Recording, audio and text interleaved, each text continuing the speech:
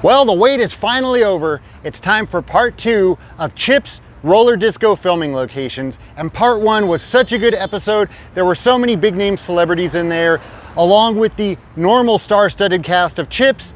We also got to see Jim Brown, Fred Williamson, Larry Linville, Larry Storch, Leif Garrett, Ed McMahon, probably some other people that I'm missing. But if you thought there were a lot of big celebrities in part 1, just wait till you see all of the celebrity guests in part 2. Now, before we get started, I do want to address something really quick. In part 1, I made a couple of really small mistakes, but I want to correct those. So when the two officers are sitting on the highway and they see little Harley being pulled down the freeway on his roller skates, I had said that that was Ponch and Jon when it's actually Jon and Kertrare. I had forgot that Kertrare was riding with Jon that day because Ponch was out looking for celebrities for the Skate with the Stars event. Now also, a couple of people had mentioned in the comments that the boy on the roller skates, that I might have said his name wrong a couple of times, but I don't know what they're talking about. I had always said Little Johnny. So anyways, we got a lot to look at. If you're ready, let's go see what we can find.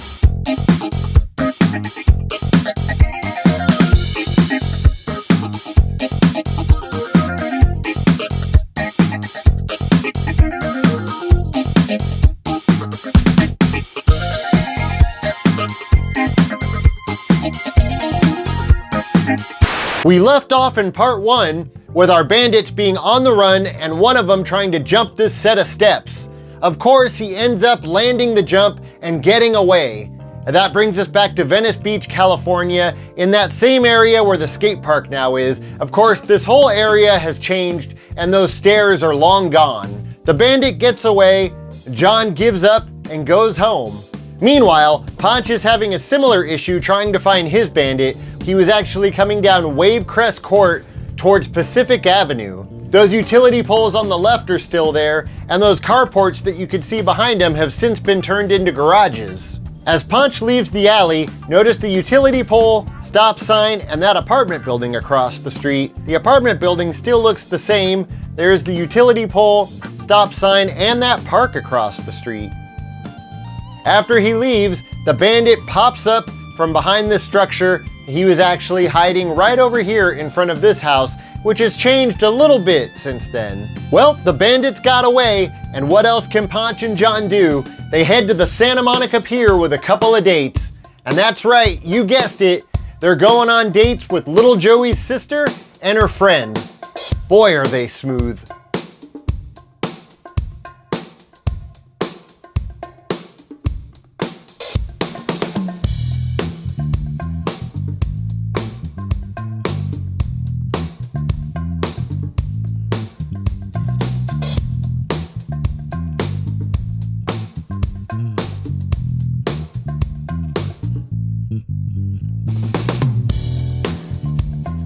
And once the date's over, they walk the girls home. Notice that lamppost on the left side. I do believe it's the exact same one. And I originally thought that was the same white picket fence as well, but I noticed the one in the show is only about waist high, and the one that's here today is a lot taller. So either it's a different fence, or everybody in the show is about 8 feet tall.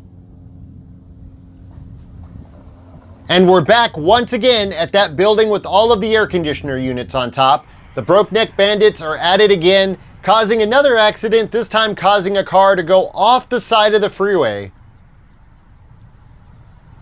Ponch and Jon are cruising on their motorcycles when they hear the news and they spring into action, going through the intersection of Pacific and Westminster in Venice. Luckily, they were nearby, only about an hour and a half away. Magically, a few moments later, Ponch and Jon are turning off of Paxton Street onto Glen Oaks Boulevard in the city of Pacoima. And as they make that right turn onto Glen Oaks Boulevard, we see the 118 freeway and this sign for the Shop Fair Market, which unfortunately is no longer there. It's now a 7-Eleven. But as they're passing under the freeway, that's about the time that the bandits come off the freeway. Ponch and Jon make a quick U-turn, and the chase is on.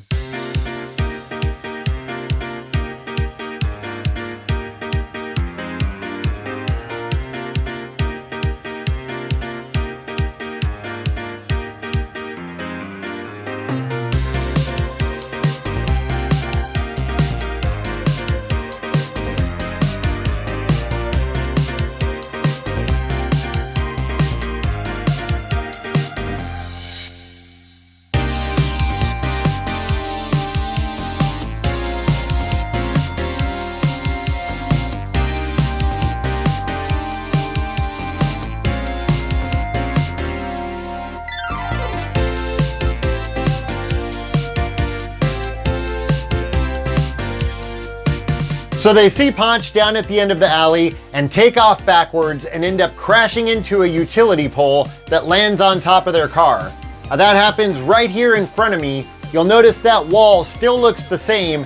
However, the house on the other side of the wall is no longer there.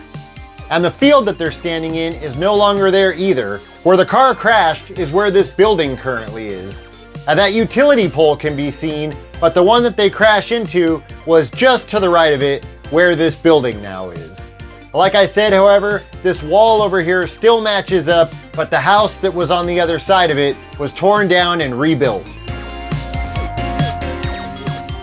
So a lot of you have been reaching out to me wanting me to talk about Erik Estrada's motorcycle accident. And if you don't know what I'm talking about, while filming an episode of CHiPs, Erik Estrada was in a really bad motorcycle accident that supposedly almost killed him. Now, I did a lot of research on this. I read a lot of articles. I watched a lot of interviews. I watched some interviews with Erik Estrada. And the thing is none of those interviews and articles matched up. The stories were slightly different from each article and each interview. So it's really hard for me to tell exactly what happened and where it happened and when it happened. But from what I can tell from everything that I read, that accident did happen while filming this episode, and it happened during a car chase in an alley in the San Fernando Valley. Now, there was only one car chase in an alley in the San Fernando Valley in this episode, and it was this one. So I can't say 100%, but again, based on everything that I read, that accident happened right here in this alley. Now, exactly how it happened, that's also up for debate. Some of the articles say that it was an inexperienced driver that accidentally crashed into Erik Estrada. Some of them say that Erik Estrada accidentally crashed into a camera truck.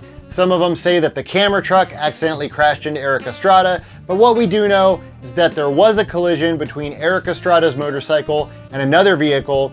Erik Estrada was thrown from his motorcycle, broke multiple ribs, both of his wrists, and possibly punctured his lungs. And according to Erik Estrada, he almost died.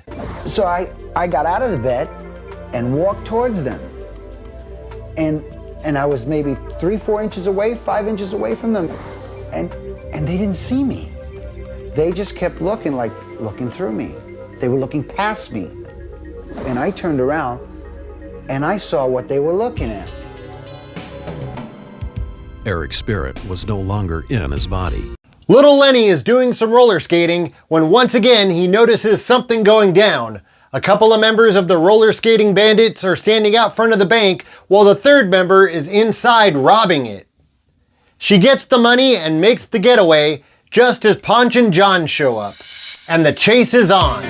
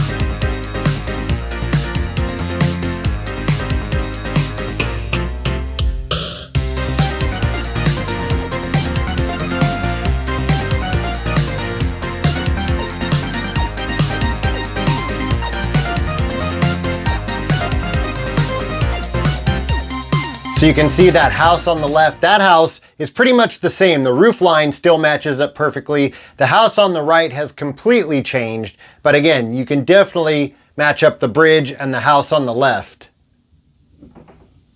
So right here is where he would have been swinging from, and then he would have landed in the water somewhere right around here. Hopefully that large floating pile of duck poop wasn't there at the time. Maybe the water was a bit cleaner back then. Hopefully. So it looks like Jon's guy might have gotten away. The only one here is somebody innocently reading the newspaper in front of a tree. Here's the tree he was in front of. Look at how much it's grown since then. That trunk has gotten huge.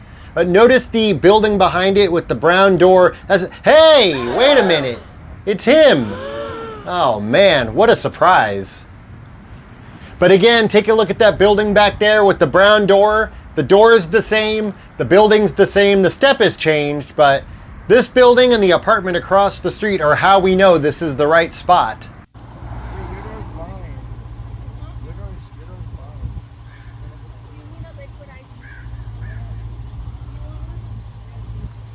So Jon gets his guy, and little Randy's faith is restored in the California Highway Patrol, and he grows up to be the world's greatest CHP officer, all thanks to Ponch and Jon. Well, the time has finally come. It's time for the Skate with the Stars event put on by the California Highway Patrol. And this star-studded event took place inside of Flipper's Roller Boogie Palace, which used to be located on the corner of Santa Monica Boulevard and La Cienega. It's currently a CVS pharmacy. However, I believe the building itself is still the same. If you take a close look at this picture, the roof line, that pole on the left, the stairs, all of that seems to match up. So the actual Flippers building is still here. So as I'm sure you know, roller skating was huge at that time, and even with celebrities. So they were able to get quite a few of them to appear in this episode.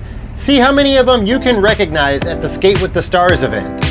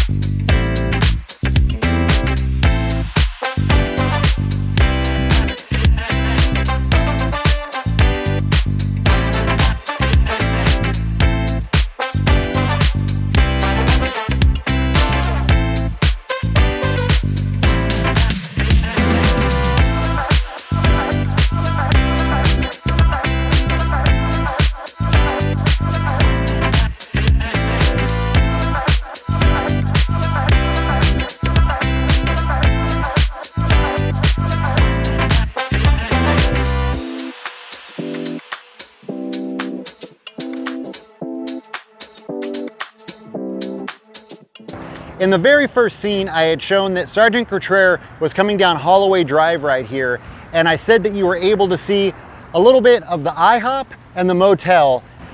And since we're talking about this motel, I wanted to show you really quick. This motel has obviously been here for a really long time, and it looks like they're getting ready to tear it down. You can see right here, it's gated up. It says it's going to become a housing program pretty soon. So another piece of Hollywood, Los Angeles history that pretty soon is no longer going to be here. And so I just thought I'd mention it really quick because you can see this briefly in this episode, and it looks like it's about to be torn down. So in the beginning of this video, I pointed out a couple of mistakes that I made, and I corrected those, but I also want to point out a mistake that was made in this episode of CHiPs. So in the beginning, they watched little Timmy skating down the freeway, and then Jon and Cottrell take off after him. But as they're going underneath the freeway overpass, and they're supposedly chasing after him, if you look very closely on that bridge, you can see Cottrell and Jon. They're still sitting on their motorcycles on that bridge. I'm gonna assume they were sitting there on their motorcycles waiting to film their part. Obviously, they didn't mean to get them in the shot. But yeah, if you look really closely, you can see them sitting up there waiting. Kind of funny. Anyways, that's gonna do it for this video. As always, thank you so much for watching, and I'll see you next time.